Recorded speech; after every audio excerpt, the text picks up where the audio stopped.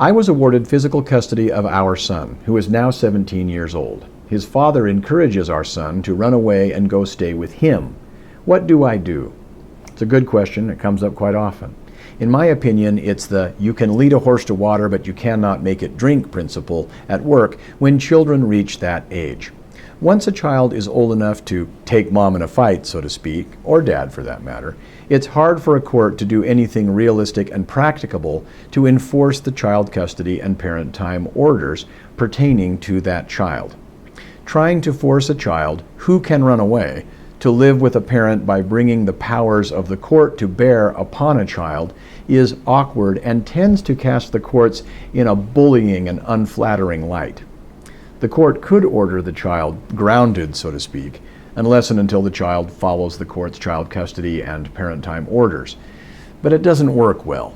I experienced this in a case of my own, where the court ordered that if the child refused to comply with the child custody and parent time orders, meaning that if she refused to reside with her father, then if that child did not come straight home to her mother's after school and not hang out with friends, and if she tried to go to driver's education, and if she tried to go to her dance classes after school, then her mother would be held in contempt of court. In other words, the court said, you can live with mom, but only as long as you're basically on house arrest at mom's house. The court figured that the child would capitulate and move back in with dad quickly if living with mom meant that the child could not hang out with friends, could not learn to drive, and could not participate in her dance classes that she loved. The court figured wrong.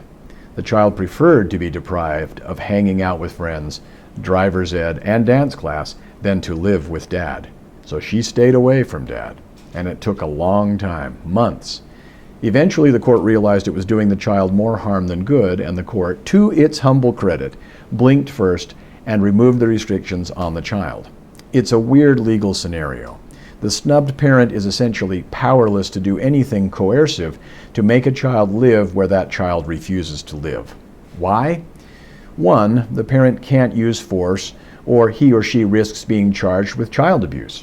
2, a child can easily refuse to live with or visit with a parent as court ordered by simply living with his or her other parent if that parent welcomes the child. And that parent usually will, either out of spite for the other parent or out of concern for the child, i.e., better that the child lives with me, even though he or she is not supposed to, than run away where neither parent knows where the child is and with whom the child may be associating.